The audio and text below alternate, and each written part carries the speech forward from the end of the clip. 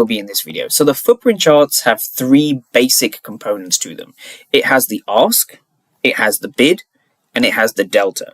Now, these are the only three things that drive the data in the footprint chart. These are the only three things you need to know.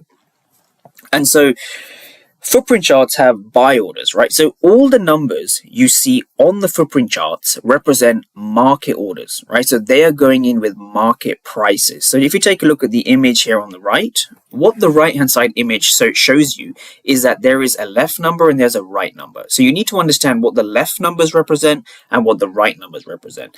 And when you understand these two things, you will be able to understand what is going on inside of your key levels. Because even here, trying to trade key levels without understanding or at least reading the order flow or being aware of order flow is basically like trading blind. So you want to know what's going on specifically here, right? So this long wick corresponds to what you see over here.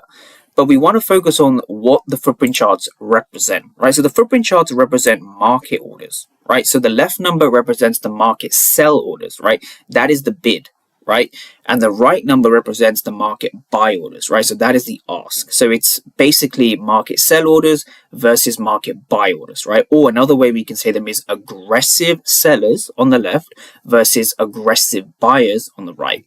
So if we just take one row, for example, if we take 151 for 349, this is 151 aggressive sellers and it's 349 aggressive buyers. So that's number one, that's number two. Number three is the delta. So what does the delta represent? So the delta, very simply, represents the difference between the ask and the bid. So the right number and the left number. So in this case, again, if we take our row over here, that's 349 minus 151. So that's the delta here is going to be a positive number, roughly 200. So what we see over here is we see the blue delta. We see that that particular row is shaded in blue.